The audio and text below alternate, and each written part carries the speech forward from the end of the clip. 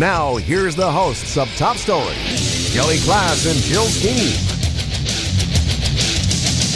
Well, good morning and welcome to Top Story. 7360300 is always the number to call, and good morning, Jill. Good morning, Kelly. So nice to have you here this morning. Is it? Yes, it is. So we can debrief about your party. Yeah. It was nice. First, before I talk about the party, let me just say that we have Randy Staples coming up with the Idaho Political Update. At 9 o'clock, we have Nayeli Corral, right? Mm-hmm. And she is, explain this. Well, it was interesting. She lives with my neighbor, and she's goes to CSI, but her family are fruit pickers. She's picked fruit in the fields as a migrant worker since age of 6 or 7. So we were talking about what happened with the priority of who's going to be deported and who isn't right now, and how it affects her and her family. I think a couple of her uncles now are allowed to stay, and so we were just talking about this on Friday because I usually have coffee with my neighbor, and she had come home from school early. I think a class got canceled or something, and then we just were talking about that. And I said, this would be interesting to hear it from someone who lives it and someone who knows. She's American, and her mother's American, but she was born in Mexico, so she has dual citizenship. But anyway, it was interesting, and I thought, let's put a human face to what people have to deal with. Yeah, all right. So that's coming up at 9 o'clock. That sounds like fun. Yeah, she's a sweet girl. Yeah, very good. Well, there's a lot of stuff to talk about. We got Ferguson waiting for a decision, Chuck Hagel stepping down from Secretary of Defense and all that stuff, which we will get to. But I just have to say how humbled I am and how grateful I am to everyone who came to my retirement party Friday night at the Turf Club. It was really nice. It was very nice. I thought it was great. Mm-hmm. We had a good time. I was able to speak to almost everybody, I think. Mm-hmm. I kind of stood there at the door as they came in. I hope I didn't miss anybody. I'm afraid maybe I did, but you get to visiting with one and then others come in and they just go on past. But I don't think I missed anybody. I'm sure everyone spoke to you. And I would feel you bad were holding if I didn't court. get to, shake their hand of everyone who came in. So it was really sweet, and some GW was there early. There were a lot of people that were early. I got there around 4:30. I don't know. I guess I thought I should get there early, and then I'm like, "Where are you?" People kept saying, "Where's Kelly?" It's now 10:05. It's 5:05, and you're usually early. Well, I know, but. You came with the family. I did, and I had to stop by and pick up my mother-in-law, so, we got her. And everyone's like, where's Kelly? I said, I don't know where Kelly is. He's not coming. But well, anyway. I figured, hey, it's my party. I'll be late if I want to. Yeah, clearly. But it was really nice to meet a lot of the listeners. I'm going to say it, Dan. I'm telling you. He came up to me, and he goes, Jill, I want to meet you. You remind me of Roseanne. I'm like, Roseanne Barr? Yeah, you sound like Roseanne Barr. I'm like, do you think I look like Roseanne? Well, I didn't get that far. You just sound like Roseanne. So, hi, Dan from Roseanne, your favorite radio person. I'll bet probably, 50 to 60% of the folks that came I had never met before. So it was really fun. And a lot of them I'm friends on Facebook, but a lot of them I had never really been able to just, shake their hand and introduce myself. It's always really nice to meet the listeners and stuff, and their impressions. It is. And some of them even came bearing gifts, which was totally unnecessary, but I had no idea. It was appreciated. I thought it was neat. I got a carton of 22 long rifle shells, and that was cool. And I have to say, Red's Trading Post, along with Town Square Media. Yeah, I was going to say, it wasn't just Reds. And Town Square Media gave me a nice gift certificate to a place where I buy all my voiceover equipment and stuff. So that was fantastic. Uh-huh. But Red's, when I walked in, I never even noticed it. I walked on past because there were some people there, but out on the table was a Henry Golden Boy 22 rifle. Well, I was there when they engraved. I was there setting it up. I'm like, Janice, do you think he's going to know for him? She goes, it's for him. She goes, oh, yeah, sure. Well, and Claire, you didn't. I said, okay. I walked right past it. I didn't even see it. I know. And so our GM, Janice, came to me in a few minutes and said, Kelly, I need you to come here for a second. And she showed me that. I was floored. Well, you thought it was just decoration. It was engraved with Twin Falls County. It is the what they call the proof. when they make a series of guns, they'll make a proof. That's kind of the prototype. And then they made 10 more of this one off of that proof. So mine is the proof with the engraving and everything. And it was just, I can't imagine anything better. I mean, that was just absolutely perfect. A Henry Golden Boy. I mean, it's made in the U.S., that has action like warm butter, and it's just a wonderful, an octagon barrel. It looked really nice. I don't know. I don't know the difference, but it was funny. I thought you might not know it was for you since it's sitting out there like a decoration with the little flowers. I have to tell you, when she took me back around there, I saw this rifle sitting there. I thought, oh, are we going to have a raffle or a giveaway shootout? Yeah, what are we giving away? Something else at my retirement party? That's what I thought. What are we doing? Monetizing this thing? What, are you kidding me? What, do you have to pay for the hors d'oeuvres? What's happening? I know. That's so funny. You're so used to like things like that. Well, that's nice. So you liked it and you were surprised. Yes. Are you kidding? It was great. And some of the other folks, gave me envelopes of stuff. One in particular. Wow. I was just bowled over. Wow. I was just bowled over. That's so nice. And so many people that stopped by that I did know and known from the past. And so now is it hard? Do you feel like, okay, well, I had my party. Now I'm retired. Well, oh, wait, I got to keep working. I was thinking I can't change my mind now. I mean, after you have the party and you get all this stuff, it's like, whoa, I can't change my mind now, or I'll have to give all this stuff back. I know. Everyone's like, oh, was you're not going to be on the air again? No, you're going to be on the air until December 31st. Yes, December 31st. So keep listening. So anyway, looks like we got a caller. Okay. Top story, you're on the air. Good morning. Good morning. Good morning, Jill. Good morning, Where were you? You didn't want to say hi to me. I was over there in the corner. I'm 6'4", 300 pounds, dark-skinned individual, and I went up to Kelly, and he just turned around and left. I said, what? He must be intimidated by me. And I texted, hello, Kelly, and he just took off. I don't know what. So no, sir. No, you're teasing. That is so not true. That is so not true. I'm kidding. Hey, Jill. Yes. I wanted to say congrats on the interview that you're doing this morning with this young lady. Awesome. I think you're very creative on what you're doing. Oh, well, thanks. I think it was really interesting. So anyway, but we were waiting to see if he was going to show up. I kept an eye out for you. I thought that would be fun to have you stop by, but sometimes things come up and you can't. Yeah. There were a lot of events going on that night. There were, but you know what? A lot of folks stopped by before. I know. I mean, Sheriff Carter stopped by.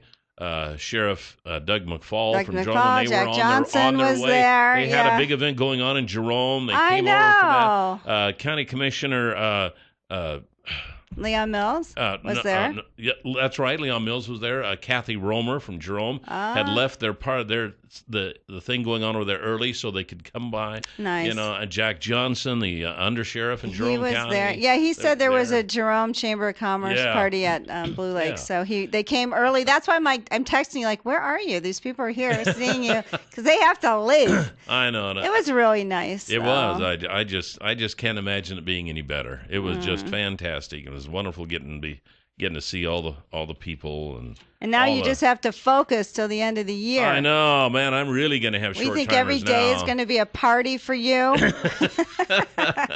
Every day is going to be short-timers now. I'll tell you what. Oh my! Like we thought it was bad before. No buttons are going to get pushed around here. Nothing's going to happen. I'm going to forget everything. I'm going to sit down at this board and think, I wonder what these buttons are for. I'll be lucky if you remember my name, which some days is tough. You're what? What am I doing here? Yeah.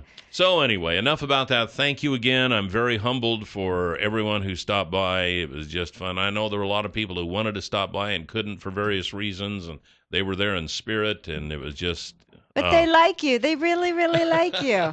I think most of them did anyway. Yeah. I had to step out for a little bit. We had to get something to eat and come back. I was so hungry. I was kind of surprised when you came back. I thought you were gone for the evening, and I wouldn't have blamed you. I thought that's just fine. No. Maybe when you came back, I thought, well, wow. I know. Really well, I didn't really want to leave, but I was like, I had to eat something. So we came, and a lot of places were crowded, so we wasted time going to another place. But I came back. I wanted to see you. I felt badly. Well, after about 45 minutes to an hour, my lovely wife went and got me a little plate of goodies because I hadn't been able to make it through the food line. I wanted to make sure I didn't miss anybody. And when you stand talking, it does expend a lot of energy. It does. It does. And I get worn out. Because of all the people coming through and all the visiting, it took me an hour and a half to eat that little plate of goodies. Which, if anyone knows Kelly, is a world record. Where's Guinness exactly. when we need them? A buffet like that? Are you kidding me? What, are you kidding me? Only one plate? One small plate? I know. Did you get the carrot cake at least? I did. I got me a piece of carrot cake, and I was only able to eat half of it before I finally got full, because when you eat a little bit and over a long period of time, it fills you up. Really, Kelly, when you take your time. That's why when I sit down to eat, I eat as much as I can in a short period of time in order to get all I can get. I'm not used to this lingering it out here. 7360300, top story. You're on the air. Good morning. Good morning, you guys. I've been listening to Party Line and your show and these shows on the radio for a lot of years. And if I'm not mistaken, it was one of the first talk shows that was ever aired. Yes, that is true. Was it L. James Kopnick? Was he the first, or was there one before him? No, I think it was Kent Just did the first one. Then L. James, and then L. James, Charlie Tuma, and those guys. Yep, Charlie. See, we purchased KLIX in 1993. And then the talk show was off for a while, and then we started it back up. So I guess if you want to go in the bloodline, it was L. James, and then a hiatus, and then me. And then if you remember, Suzanne Just and I did a show for a while, and then it took another little hiatus, and we started it up again. So, well, I want you to know I've enjoyed it for an awful lot of years, and I sure appreciate you. Well, thank you very much. We appreciate that. I guess you weren't able to stop by the party? No, I wasn't. I wish I could have, but it would have been fun. And I sure wish you the best. Well, thank you very much. I appreciate that. That's very cool. That's nice. So one of the first talk shows, huh? Yes, and one of the, I think it was the first. What, in Idaho or nation. Ever? I don't know. What that. I'm going to have to look into that. What year was that again? It was a long time ago. Okay, so that documents it. Maybe it was the first one in Idaho. I don't know, but it seemed like it was the first one like it in the country. But wow. I could be totally. That's amazing. I know Kent Just, I think, has the story on that. Everybody knows Kent Just, and he was there. He stopped by and said hi. He was the president of the Twin Falls Chamber of Commerce for a long time. 16 years, I think. Yeah, a long time. So we might have to get a hold of him and have him reiterate that history. So, maybe he's listening. Or Charlie Tuma might know, too. I don't know I haven't heard from Charlie in a long time, so. Charlie, if you're listening, call in. He owned KLIX for a while, so. Yeah. Anyway, we'll be right back here on Top Story. Sorry, I kind of got off on Kelly's party. On a party here. We'll be right back. 7360300 is the number to call here this morning on Top Story. Now, I'm going to be talking about everybody who stopped by my party, because Dave Hansen from Canyon Pond stopped by. He did. Yeah. Yes. It was good to see Dave. It was good to see Dave. Yeah, and Dave has Canyon Pond, which is right across from Will's Toyota, and all kinds of guns in there, and gold, and jewelry, and watches, and it's the cleanest pawn shop. I'm going to say it's the cleanest pawn shop in Magic Valley. And it's the newest one in Twin Falls for sure. It's really nice. It's very, beautiful. very clean, yes. And they got everything in there. So if you're looking for stuff that you might be hard to find, and you think, well, I wonder if a pawn shop would have something like that. He just might have it. So you need to check it out on Shoshone Street, right across from Will's Toyota. Mm-hmm. And he'd love to have you stop by and say hi, if nothing else. That's what he says. People come in all the time and tell him that we sent them. Yeah. So tell them. Brand new and used items. Yep, tell them we sent you. It's Christmas. You can get a lot of nice stuff there. Oh, I know. No one has to know. And no one has to know. Don't be embarrassed. No, heavens come no. on. Wouldn't bother me a bit. Yeah. And if you need a little extra money for Christmas and got an item to pawn, he can help you out with that. Yep. So there you go. Well, we do have a little bit of news to talk about. I don't know. I suppose the top. No, I'm not going to talk about that. I'm going to talk about this. Well, you just decide what you want to talk about, Kelly. I'm going to decide. Because it's your last few shows. Yes. Let's just talk about what Kelly wants. What do you want to talk about, Kelly? Well, you know how last week the big story was all the snow in Buffalo, New York? Oh, 9 feet of snow. But remember back in the day, we had 5 inches. Yeah, I remember Buffalo, New York. Not quite like when we had 5 inches, but go on. Okay, so imagine, if you will, 8 feet of snow outside the door, and now you've got 60-degree temperatures and rain in the forecast. Oh, God. What would you do? What would you do? A lot of people are riding their bikes with T-shirts on. Oh, my gosh. Ignoring what's about to happen. And getting the boats out of storage. This is going to be something. This is sad. 80 inches of snow is what I saw and now they're looking at 60-degree temperatures and rain. Oy. Can you imagine No. the bedlam? How many roofs are going to collapse? How many are collapsing already? Just My the weight of it. gosh. And then with the water on it, too? I know, but the water running down the No. streets and everywhere, I can't even imagine. We had Happy Thanksgiving, people. a couple of years ago, we had about 10 inches of snow in one day here in the spring, early spring. And then it turned off warm, and that stuff just melted like nobody's business.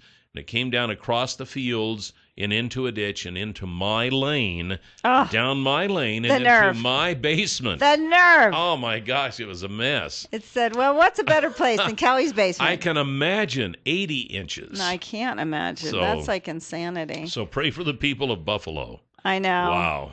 You need to pray for them anyway during the winter because that place is really cold. This has snow constantly. Well, they live there for a reason. Come on. It's like people The live in football Buffalo team. because they like the cold, like people live in Phoenix because they like the warm, you know? Yeah. So Well, there you that's the go. birthplace of the Buffalo Wings, in case you didn't know that. The Anchor Bar created the Buffalo Wing In Buffalo, New York? in Buffalo, New York. Ah, I I didn't know that. You didn't? Well, I was talking about Phoenix. I thought maybe you were talking No, about Phoenix. Buffalo Wings. A driver struck a man in a McDonald's drive-thru lane in Queens, then backed up over him to Don't say retrieve a no. food order before fleeing. The bizarre incident happened early Saturday morning. It happened so fast that workers didn't get a look at the car or the license plate. They were more concerned about the 48-year-old victim, who was left in critical condition with severe injuries after being rushed to the hospital. And I hope no one said to him, would you like fries with that? That is so awful. Oh, my. What is wrong with people? I don't know. Did they find the person who did it? It doesn't say so. I doubt if they did. Do you think he knew he backed over the person? I'm thinking he probably did. Goodness gracious. Former Washington, D.C. Mayor Marion Barry has gone to that great crack house in the sky. He died Sunday at the United Medical Center after having been released from a hospital a day earlier. He was 78. Barry died naturally of heart problems caused by high blood pressure, and his kidney disease was a contributing factor. And I don't know, maybe something to do with Some crack cocaine from past. years gone by.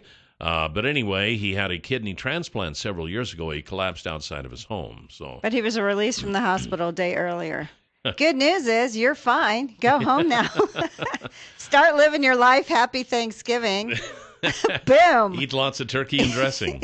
Yeah. So- No, cut the skin off. You got a little bit of heart disease. What? How do you drop the next day? Maybe you should have stayed in the hospital. Maybe. I don't know. Goodness. That happened in Dallas with an Ebola patient, too, if you'll remember. So Yeah, I here's don't a know. few pills. Go home. You got a little fever. Yeah, We think it's the flu. So we're not going to have former Washington, D.C. Mayor Marion Barry to kick around and make fun of anymore. Oh, stop. He has gone to as I said, the great crack house in the sky. Hey, you know what? There's a lot of people who've had drug issues that have redeemed themselves. I think the person following our show, that's all I can say. Rush Limbaugh, he was dealing, he was addicted too. People have Oxycontin. addiction. Yeah. Oxycontin. Yeah. Okay, I can imagine who you were talking. What do you You mean? couldn't? Are you kidding me? We'll be right back here on Top Story. We got more news. 7360300 is the number to call here this morning on Top Story. And the Certiset is an innovative new way to irrigate. When the weather's right, you know how important it is to take advantage of it. The Certiset solid set system allows you to water almost to blooming, and when the blooming time comes, you can start cutting immediately. You don't have to wait to relocate a lot of pipe. You just place the pipe in the guides and you start cutting. Now, they can tell you more about this Certiset at Far More of Idaho. Here we are. We're kind of in a, well, nobody's irrigating right now, okay? No. There's just no need for it. But in a couple of months, 3 months, that's going to change. You're going to be thinking about this again. And if you're thinking about updating your irrigation system, talk to the folks at Farmore of Idaho, because they can help you out with a Certiset system or pivots or whatever. So 324-3341 is the number to call. They are your go-to folks when it comes to irrigation here in the Magic Valley area. Farmore of Idaho. Irrigating Buffalo right now. Yeah. Poor Buffalo. Oh, man, I tell you, I can't imagine 80 inches of snow melting under 60-degree temperatures and rain. Happy That'd Thanksgiving. be a This nightmare. Nightmare. Poor people. A 12-member jury is weighing whether to indict Ferguson, Missouri police officer Darren Wilson, who is white, with fatally shooting Michael Brown, a black teenager, on August 9th. The community is bracing for the grand jury's report, which may be out today, not sure, with Brown's family joining President Obama and Attorney General Eric Holder urging people to remain peaceful. Federal, state, and local law enforcement agencies have deployed additional officers to the area in advance of any demonstrations, including about 100 FBI agents. The governor also has activated the National Guard, and schools in Ferguson and nearby communities have canceled classes. I mean, it's almost like, it's just going to be a self-fulfilling prophecy. I mean, it looks like a war zone. You're bringing things in, and it's almost like it's heightened tension so much. You wonder what's taken so long. They've been, has it been May? I don't know how long the jury's been convened. It's been a long time. It's been several weeks. Long. It's been several months. The grand, well, I don't know. No, I don't it's remember been when months, they. I don't remember months, when they. and it's almost like rip the Band-Aid off. Come on, you either decide there's enough probable cause to move forward, or you don't. So yeah, it would be. It's going to be interesting to see what happens there. My gosh. So, and this kind of just in this morning, Defense Secretary Chuck Hagel is stepping down under pressure, apparently. The first cabinet-level casualty of the collapse of President Obama's Democratic majority in the Senate and the struggles of his national security team amid an onslaught of global crises. The president, who's expected to announce Mr. Hagel's resignation in the Rose Garden appearance in a little bit. In fact, I think he's supposed to be speaking around 9 o'clock-ish our time. We'll kind of see how that works, and we'll see if, I believe the Fox News Radio folks will be carrying it, so we may carry that for you. But at any rate, he was the sole Republican on his national security team. He stepped down last Friday after a series of meetings over the past 2 weeks. The officials described Mr. Obama's decision to remove Mr. Hagel as a recognition that the threat from the Islamic State would require a different kind of skills than those that Mr. Hagel was brought on to employ. A Republican with military experience who was skeptical about the Iraq War, Mr. Hagel came in to manage the Afghanistan combat withdrawal and the shrinking Pentagon budget in an era of budget sequestration. Let's see. There was some talk here of who would be replacing him, and I thought I marked that, but here we go. Even before the announcement of Mr. Hagel's removal, Obama officials were speculating on his possible replacement. At the top of the list are Michelle Flournoy, the former Undersecretary of Defense, Senator Jack Reed, a Democrat of Rhode Island and a former officer with the Army's 82nd Airborne, and Ashton Carter, a former Deputy Secretary of Defense. So I don't know, kind of heads rolling here a little bit. I'm kind of surprised. I know that it seems like there have been a series of missteps here in the past with Secretary Hagel, and well, it was amazing he got through his confirmation hearings. He wasn't he wasn't exactly stellar during that. Remember all that? Right, yeah, I mean exactly. Initially you're like, are you kidding me? Yeah. Are you prepared at all? So, yeah, apparently he wasn't prepared for the job, and apparently his appearance before his confirmation confirmed that. But he was confirmed anyway. And yet he was confirmed. I don't know. So Robert Gates was in there for so long, Yeah. And, But anyway, I was still kind of shocked. I did not see this coming. They didn't let you know? Now that no, they didn't, and I'm a little upset. Especially since you're retiring, you would think you'd be the pipeline to news I thought now. that the president would call me and ask for my advice, which I would say, well, hey, if Hagel's going to step down, why don't you go ahead and do the same thing? That might help a lot more. But at any rate, President Biden, here we come. Well, that would be another problem. Oh, see? would it now? We're Would just kind of it? stuck. We're stuck. Oh, We're stuck. what a shame. So we've got Randy Staples next with the Idaho Political Update. 7360300 was the number to call here this morning on Top Story. And it's just above that freezing point, 33 right now. I don't know what it was coming in this morning. I didn't check it. I don't know. It was much warmer than it had been. Oh, yeah. Yeah. Now I don't know. I don't know what I'm going to do with the second sweater.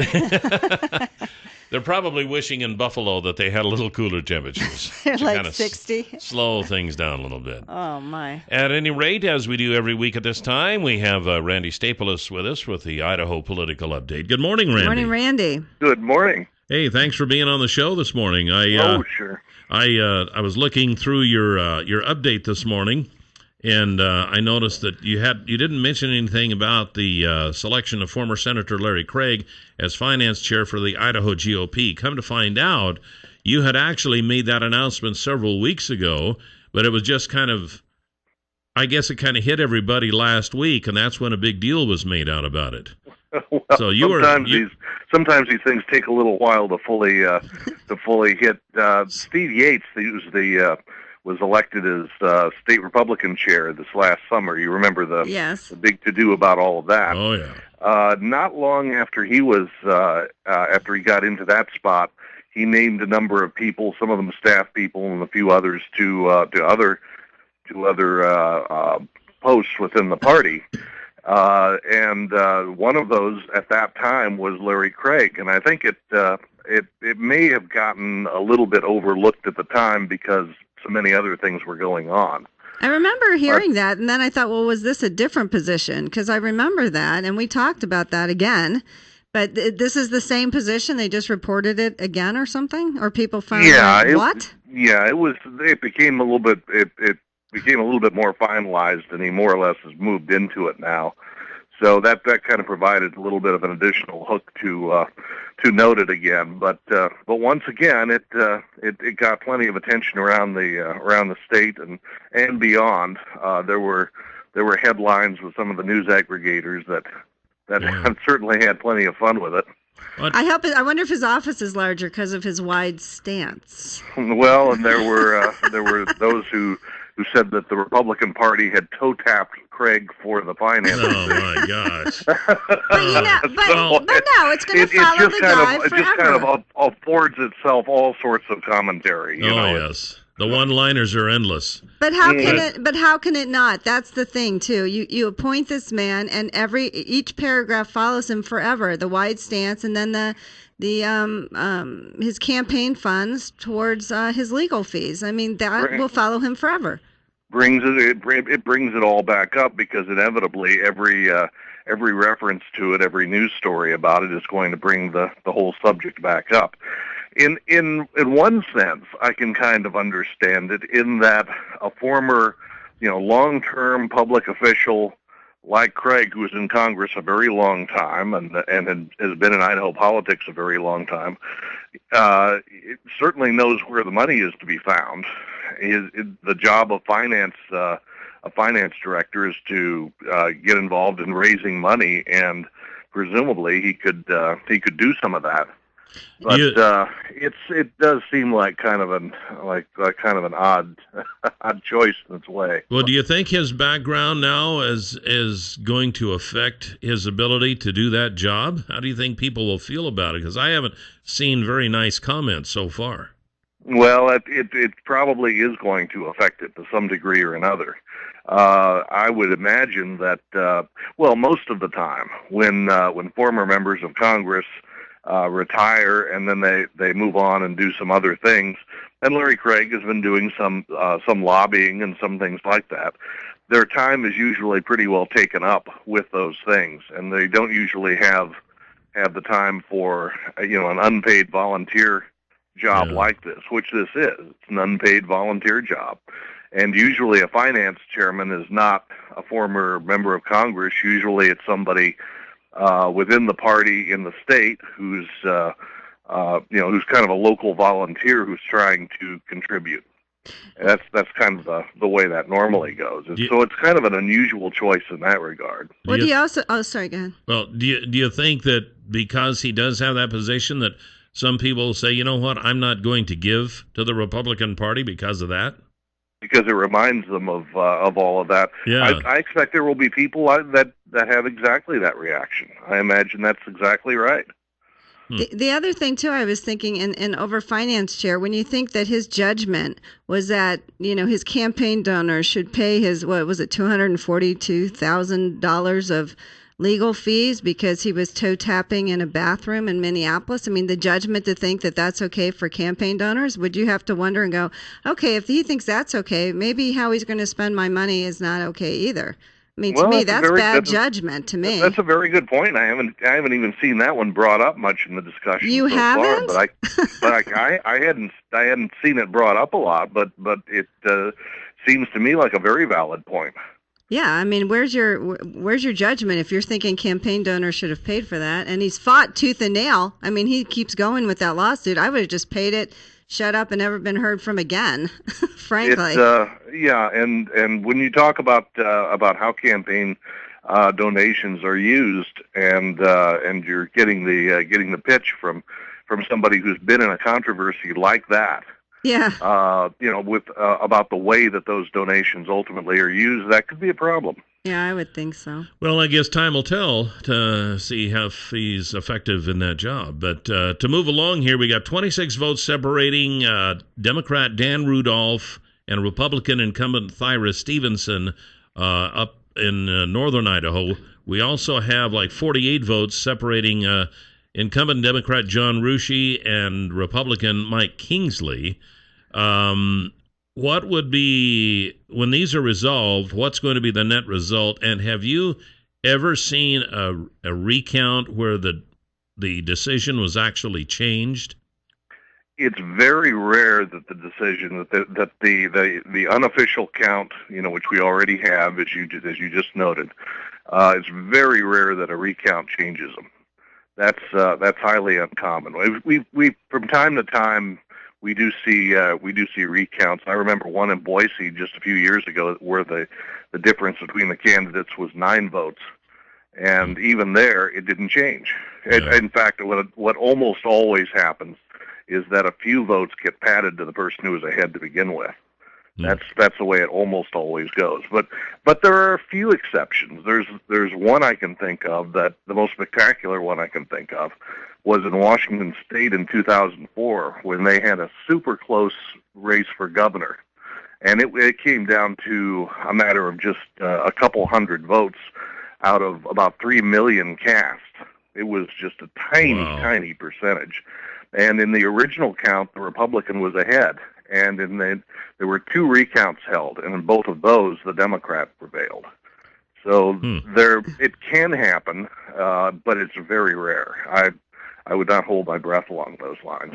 Having said that, the vote's very close, and I certainly don't think it's illegitimate to try to check anything that might be at question. So is this an automatic recount, or do the candidates have to pay for this one, or is it who's paying for this? My understanding was that this one was not automatic. That there will need to be some cost, some payment on that.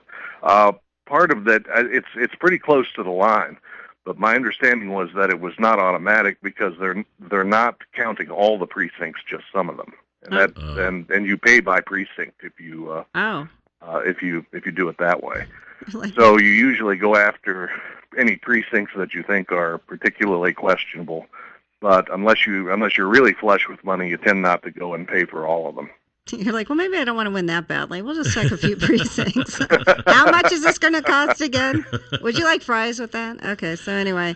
Well, one of the things we really haven't talked about since the election, and I know we've analyzed it to death, but I got to thinking, when you have an election kind of like we had in Idaho, and there seemed to be some fairly good Democratic candidates running, and they still got thrashed, do you think that that's going to discourage other possible, you might consider good candidates in the future from running on the Democrat ticket? And do you think that it's a sign of future elections in Idaho are going to be even easier for Republicans to win now. Well, it tends to move things in that direction each time out. I think that some of exactly that dynamic has been happening for the last 15, 16 years anyway. Ever since this the pattern has kind of gotten locked in to where the overwhelming majority of Democratic candidates each time out loses. That's become such a recurring, predictable pattern that I have no doubt that it's well, I know, in fact, because I've talked with some of the people who have tried to, or who have gotten people to fill in slots on the ballot for on the Democratic side. And it is a very difficult job. It is a lot of work. And that's exactly why, is because the presumption now is that the Democratic candidate is not likely to win, and so you have to find somebody in a lot of cases who is willing to run, recognizing that their odds of winning are very poor. And but I think the candidates this time were much better, and they had more candidates in a lot of the positions. And you just hope, I don't know. I mean, this was such a demoralizing. I mean, really, to think that you can have some of these candidates that won is just really. Oh, I think they did a good job, and I think that considering what they're up against, I think they've for years done a better job than might have been expected. And I know a couple of the people who have been chiefly responsible for doing that kind of recruitment, and they're very good.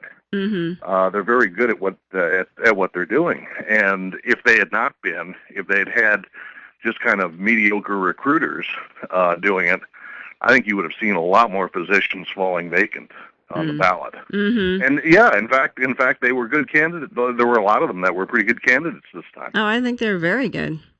Well, based on Raul Labrador's former life as an immigration attorney, he's kind of put Idaho in a unique position. He's kind of what you would consider an expert in this deal. And then the president coming out and doing his stroke of the pen with the immigration issue.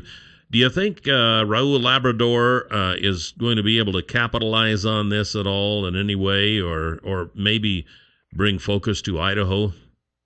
Well, he could. The position is the situation is kind of ready-made for it, if he chooses to do that in terms of coming forward with some sort of alternative proposal in Congress. In theory, he could become an architect of immigration policy at this point. The president said that if Congress sends him a bill, that he would very likely sign it if it were presumably anything in the ballpark of what the Senate has passed once before. It's probably, I don't think, so far as I can tell, and while Raul Labrador has a lot of expertise in immigration, and he really does because he's worked it professionally as a lawyer. Mm-hmm. That's been a centerpiece of what he did as a lawyer.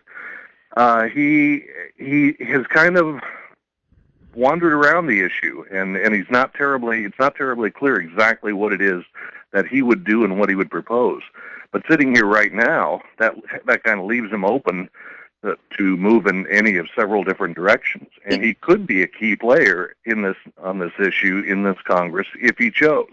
But wasn't he part of the committee or the policy making, and basically he walked away from it and said, "Let's not do anything"? I mean, really, that's right. He did exactly that. But yet he'll be on, Meet the Press whenever to talk about it. Yet he's done nothing to advance this. He's ignored it, and you think, why? Why wouldn't you take the lead? But it doesn't sound like that's really his forte. When you look at the Republican convention this summer, he sort of created chaos and walked away. Maybe that's what he does. It's an issue that he could have. I suppose if one interpretation could be that he had concluded that nothing was going to happen in any event, and he didn't want to be associated with something that was just a collapse. But if he and people in his party want to do something about the issue this time around during the course of this Congress, this would be the opportunity. So let's see what he does. Right. If anything. We're out of time. Appreciate it, and we'll see you next Monday. Have a happy Thanksgiving. Happy Thanksgiving, you Randy. too. Thank you. Have a good one. Bye-bye.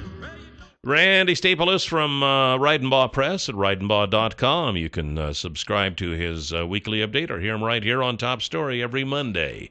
Coming up, we're going to be talking about immigration from someone who has been there, done that. Stay tuned.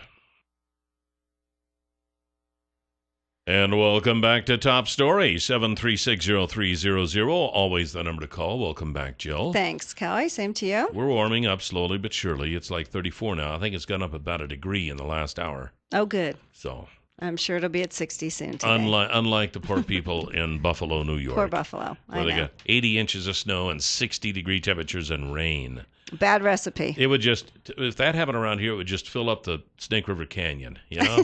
It'd just be water. We didn't do well with 3 inches in one day. That's Can you right. imagine?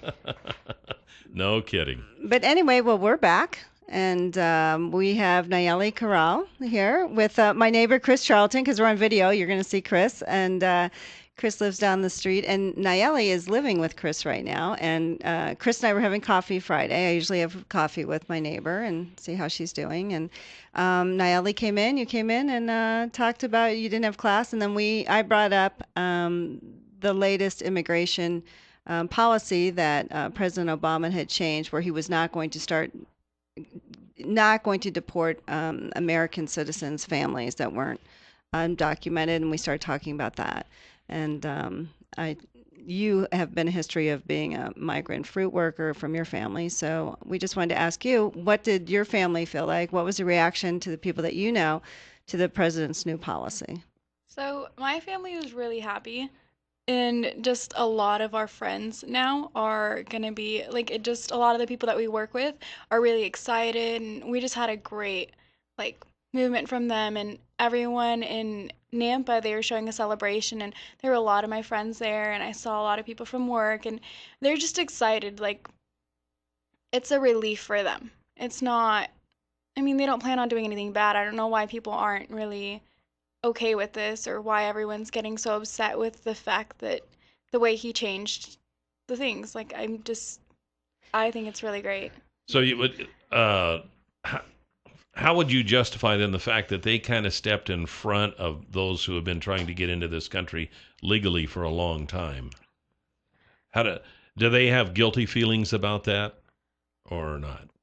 Well, they had to go through a lot just to get here. They had to sell everything they owned. It cost a little over $5,000 to get someone to bring them over here, and that's a peso in Mexico is $1 here. Or no, 10 pesos in Mexico is $1 here. So that's a lot more that they had to do to sell, and just to earn all that money just to get over here, and then having to go through the desert, having to go through all of that. And a lot of people died that would go with them. So they had to go through a lot just to get here too.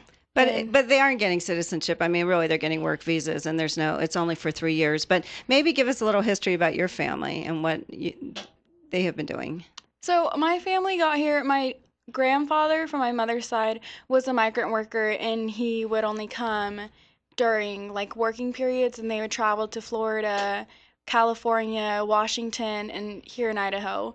And they would work in the temporary, and then in the winter they would go back to Mexico and just, I guess, rest.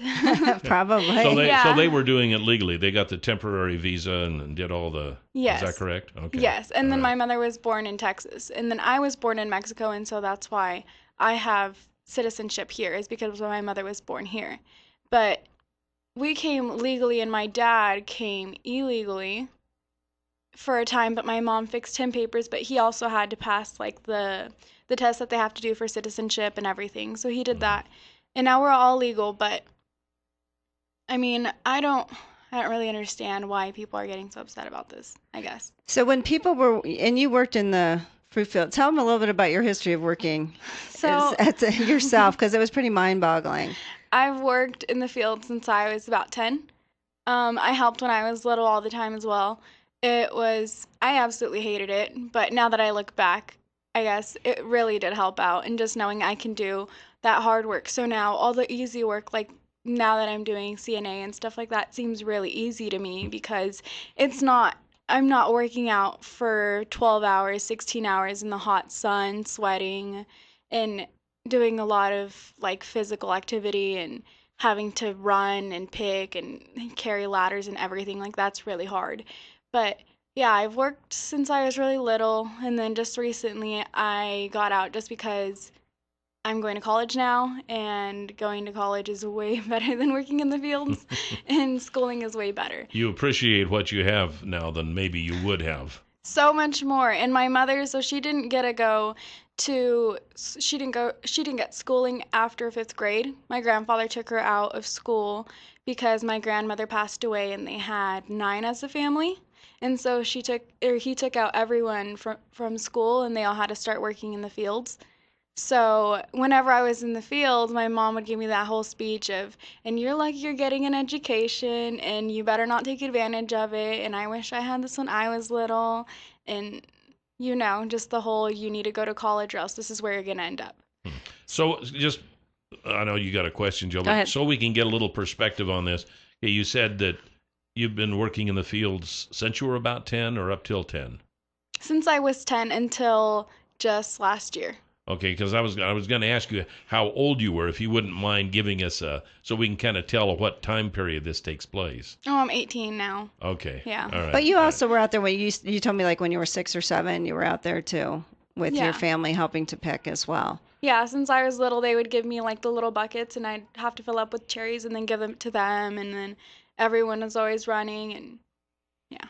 So what do you say to those people who say, well, now that we're giving these people work visas and bringing them out of the shadows, they're taking our jobs? What do you have to say about that? How many Americans are working in the fruit fields? There's only been 2 people that have actually stayed, Americans that have came to work with us in the fields. We've had people come for a day or 2, and then they don't come back. It's like, It's just too difficult. yeah, it's too difficult for them. They complain. They're like, I can get a better job. And we get upset because it's like, okay, you say we're taking your jobs, but no one shows up to work. So don't be complaining. What really upsets me is seeing like panhandlers, and they're like, I need a job or I need money. And it's like, well, if you need money, we'll come work. Because in the fields, we need a lot of workers. It's hard work, and it's not always done. Look at how big the fruit fields are. Like all the apple trees aren't going to pick themselves, or thinning peaches. Like that's a lot of work to do, and we need a lot of workers, and sometimes my mom has to call people, and sometimes she can't get people, and it's like, then why are you complaining about taking your work? And what do you guys get paid? You told me your mom has worked for this place 20 years and Yeah, 28 years, and she gets paid. She just got she got a raise for $8.25 an hour. And sometimes we get paid by the hour, and other times it's by how much work we do. So, like how many pounds of apples or fruit or something like that? yeah. Or it's like when we're doing contract for thinning peaches, it'll be like $1 per tree, or $1.25, or 50 cents a tree, depending on how much the work is. And if you don't work fast enough to make as much as you were supposed to make by the hour, then you get fired. By the end of the day. Yeah, by the end of the day. So I kind of want to go back here a little bit. I know you talked about all the hardships that you go through by getting into this country and stuff, and I understand that. But I know there are a lot of people who feel that when you take cuts in line, that's not a good thing either. So how can one justify? What do you say to people when they come up and say, "Gosh, some of your family came here and they weren't supposed to be here. They cut in line, whereas, say, me or my family have been working to get here legally for a long time, going through the proper way, and we can't get there." What do you say to them? Or have you ever had that happen? I haven't had that happen. I don't really know. I just feel like if you do take cuts in line for that stuff, you pay for them in a different manner. Like, okay, yeah, they took a cut in line and trying to get here, but they went through going through the desert, having to depress, like here in the United States, they're living in the shadows. Like, there's a lot of things they don't do or want to do because they're afraid. Or when they get sick, like, they're afraid to go to places just because they know they're not legal. And there have been cases, like, my mom's known a couple of people where, like, their kids got kidnapped and they couldn't report it. Because they're not legal.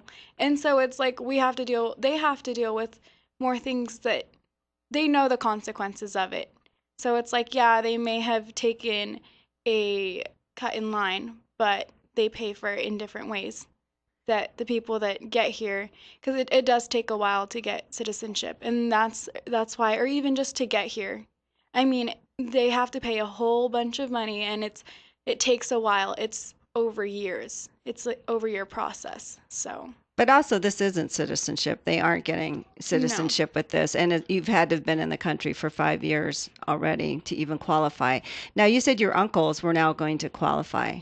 How did they used to live their life? I mean, were they always worried about someone? I mean, it seems like it would be a horrible life, like holding your breath all the time, like I might get caught. Did you ever know of anyone's parents or family members being deported?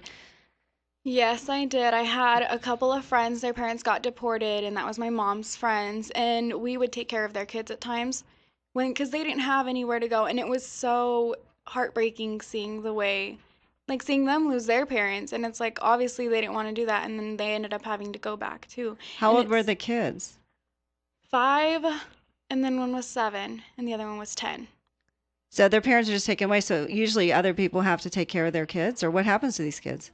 They stayed with us for a bit, but then they decided to go back with their parents. But it was it was unfair because they were here legally, like they were born here. They were Americans. Yeah, they were Americans, and their parents had brought their parents came over illegally. So. Could they have taken their kids back with them? To their country of origin? Would that have been legal for that country? I don't know if it was Mexico or what. You see what I'm saying? If they had taken their kids, would their kids have been allowed in there, maybe not being Mexican citizens? I'm pretty sure they would. I'm not for sure on that one, but yeah, they ended up going back. They went to Mexico, but I'm thinking just because their parents are Mexicans. Like for me, I have dual citizenship just because my mom was born here. So Right, I feel And like you were it's the born in same. Right. Mexico. Yeah, I was Right. born in Mexico. So. And you had trouble getting a driver's license. Oh, yes, I did because and even like I didn't get to do the driving course in high school because I would go to the DMV and they would ask me for my birth certificate and I would give them my birth certificate and then the translation of it in English and they would tell me they don't accept foreign documents.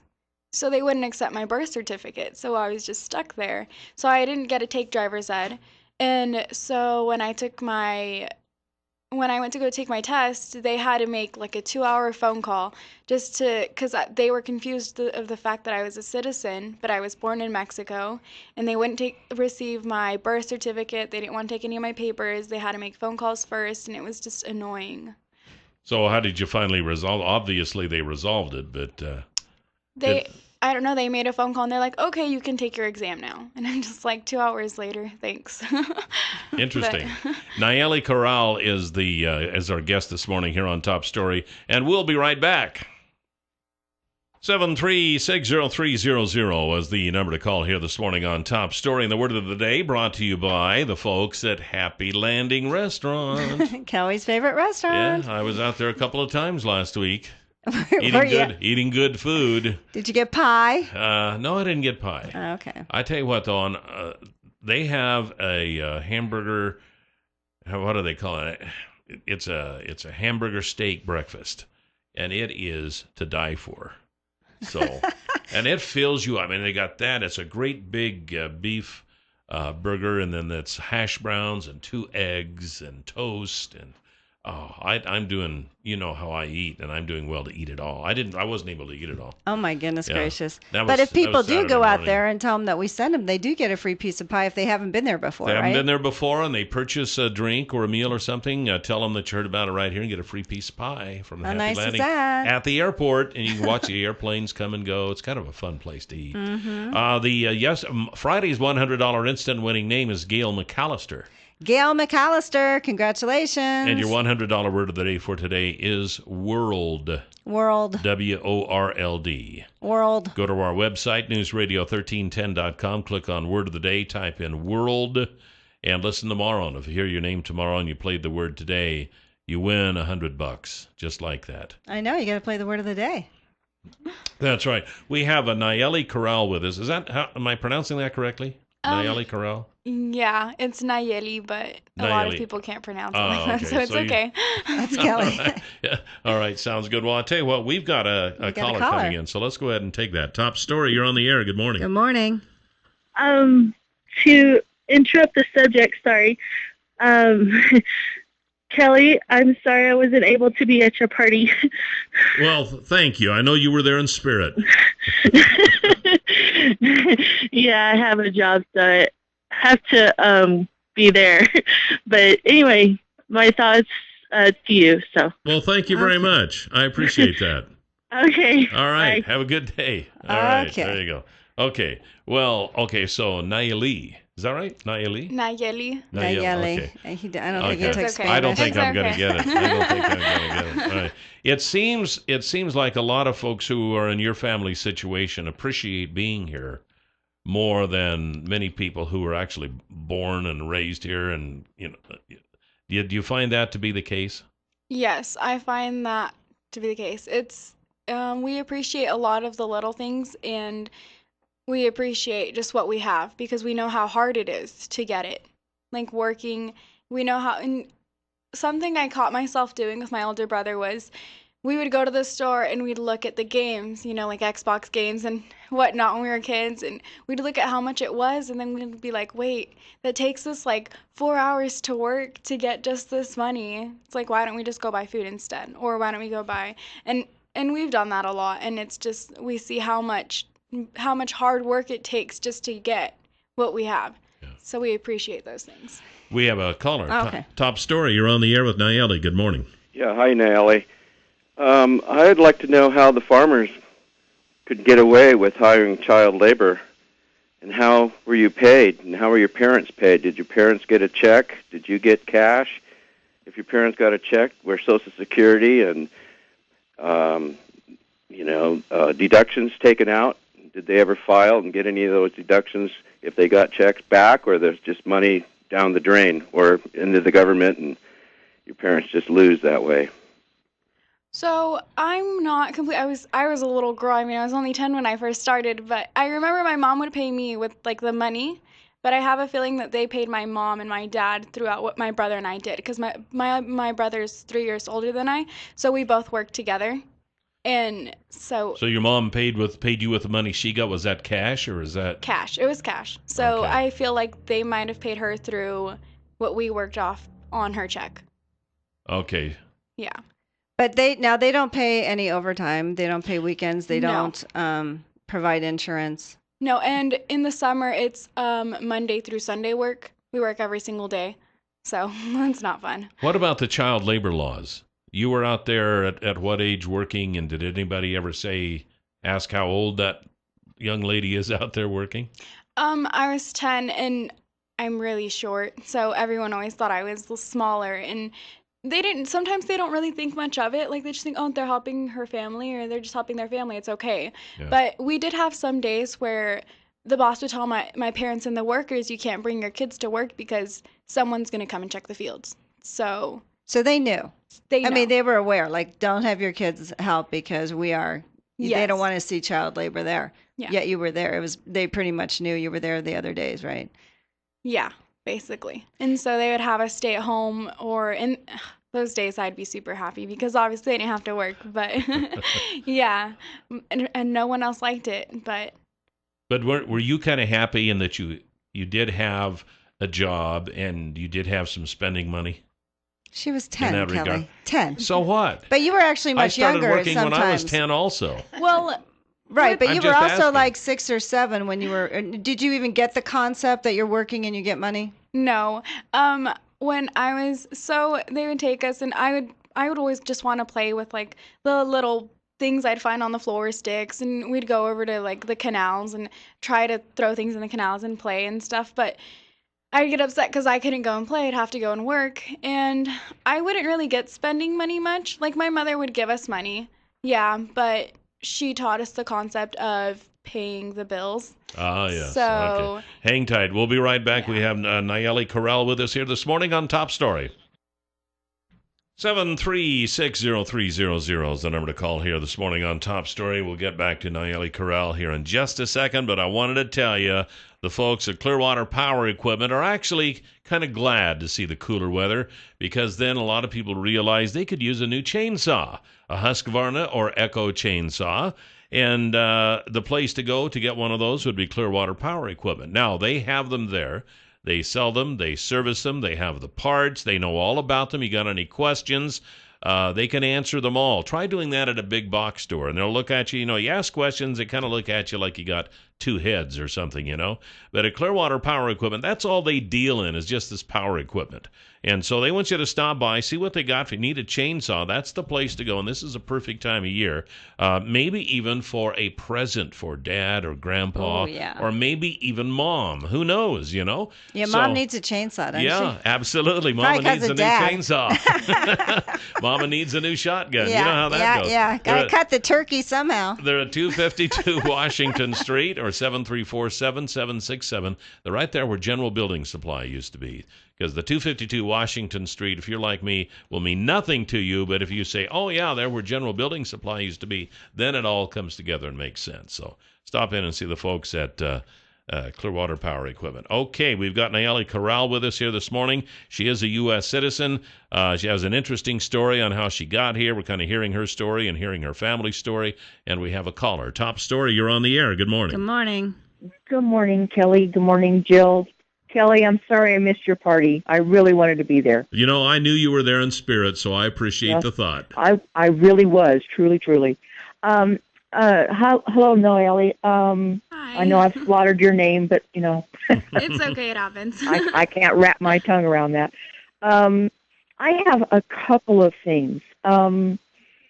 First of all, I can understand being proud of or appreciate how hard your family worked to get here. Part of my family was here and before the white man came, and the rest of them either came over because of the potato famine or actually were here fighting in the Revolutionary War. So, and we've kept alive those stories in our family, so we do appreciate what our forebears went through to get here. That being said, they all did it legally when there was something to be legal about, obviously. So number one, I guess my question would be how do you really feel about the fact that your family and a lot of others have done this illegally? It's against the law. It's not just a matter of taking cuts. It's illegal. It's as illegal as anything else that people go to prison for. So that's number one. You might have missed that she is legal. Her parents are legal, so they have done it legally. So they came. It was my understanding that her father did not come in legally initially. No, but he did take the right routes to become legal here, and he took the exam and all the other steps that there is to the process. Okay, because he was married to an American. Okay, but that being said, there's a lot of others that have not, and you were talking about those parents that were deported and left their children here who were citizens. And the fact that this has gone on and gone on and gone on, and we've had amnesty in the past, and that has not cured anything. In fact, I think it's gotten worse, and it just seems to perpetuate the fact that people are coming in illegally. They're being taken advantage of. The children, she talked about kids that were being abducted and they couldn't go to the cops because they were there. We're kind of running short on What's time, your question? so if you have a question. Well, the question is, does she really feel that because people have to work hard to get here, even illegally, that justifies it? And if it wouldn't be better if they followed the correct route and did it legally? Well, so they know the consequences being here. They understand that it's going to be hard. They understand what they can and cannot do and how they have to suffer going through things that they know that may happen here. And, just getting here and taking the right route is going to take much longer, and they want better lives. Like in Mexico, Yeah, they can have a good life and stuff, but there are places where it's extremely bad. Like in my little town, they abduct kids and hang people and do all that bad stuff. But I mean, would you rather have your little child seeing all of this and seeing all of the murders, seeing all the gangs, the cartel drugs, or would you want to take the risk to bring your children over here and have them have a better life? So it kind of boils down to the fact that What do you want for your kids? in spite of the risk, everything that they go through is worth it. Whether it's coming here illegally, it's worth any price they pay. Yeah. Okay. We'll be right back here on Top Story.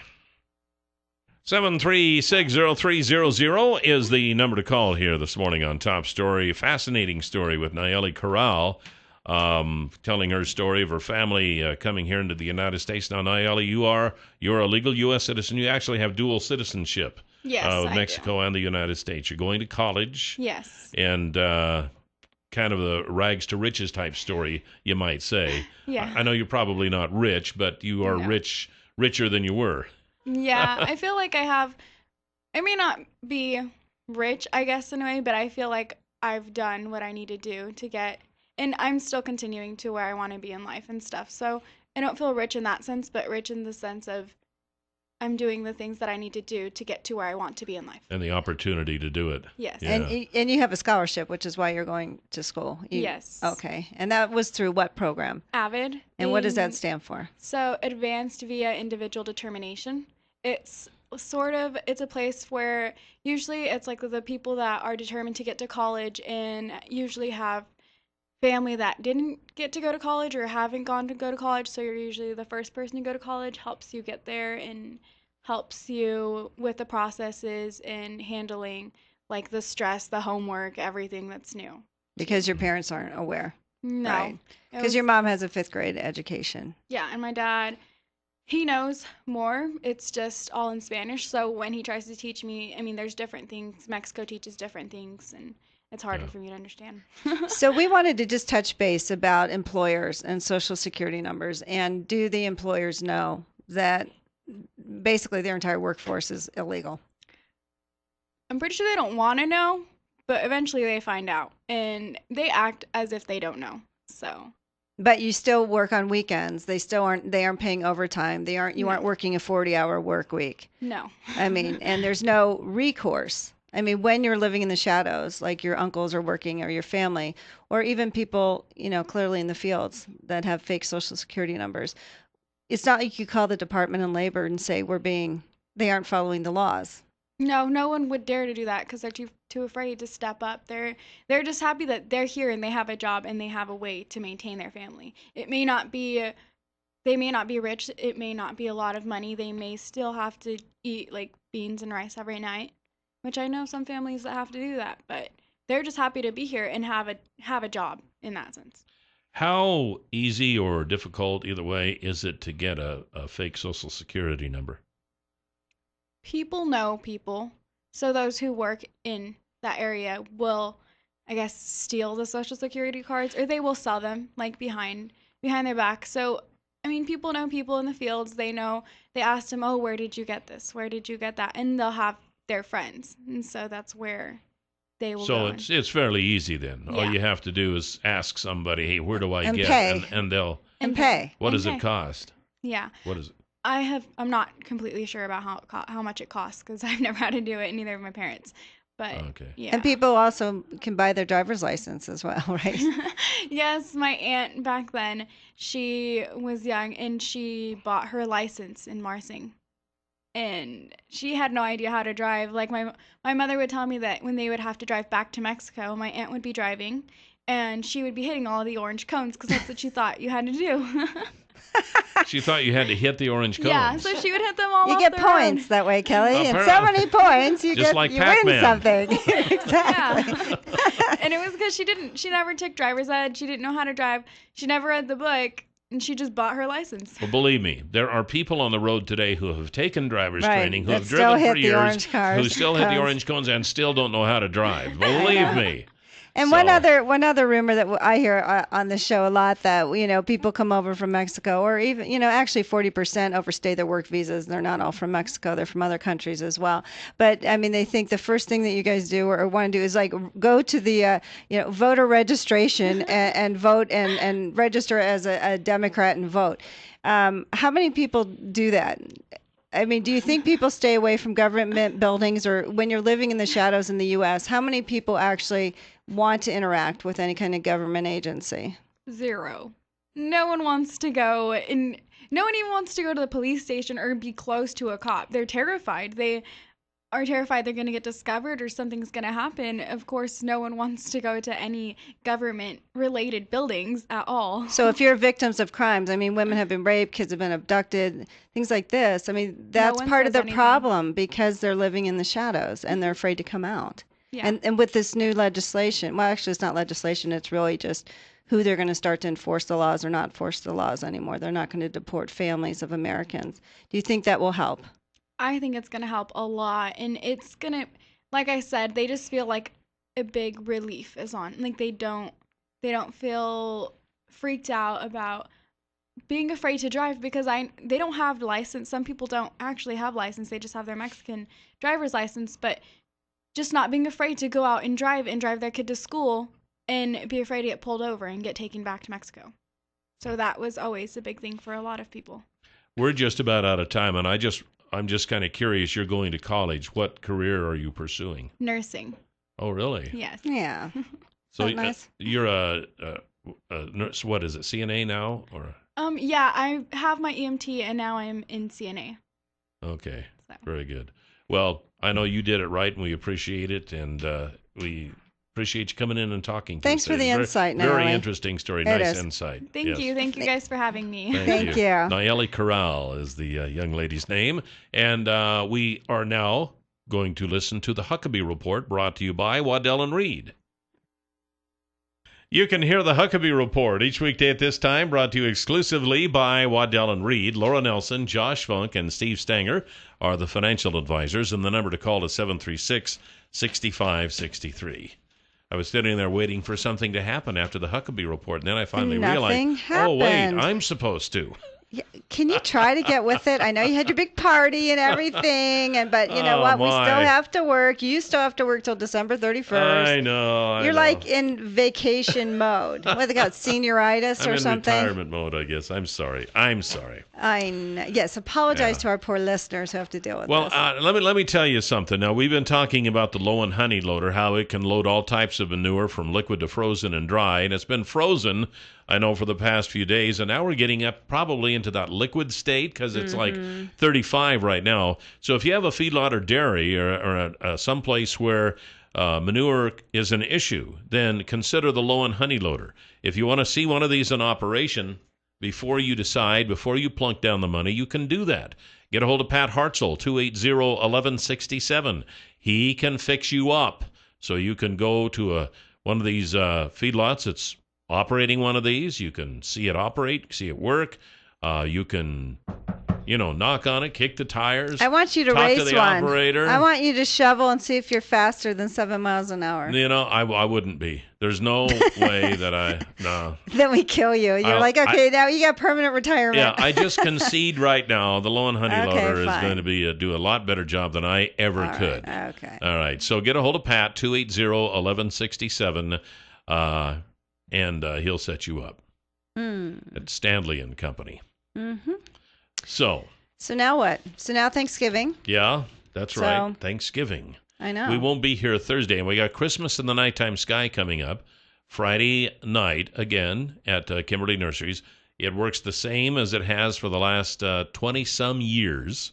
Yeah. Bring an unwrapped toy for a child and to get in, and then you'll get a chili and potato dinner. And they told me the other day, over the course of this activity, they have provided like 150,000 toys for disadvantaged children here in the Magic Valley area. All those have stayed right here. That's amazing. It is. Wow. And you can realize, of course, that when they first started 20-some years ago, some of the kids they helped in are adults now. Hopefully they're helping. So, yeah, and hopefully absolutely. they've paid it forward.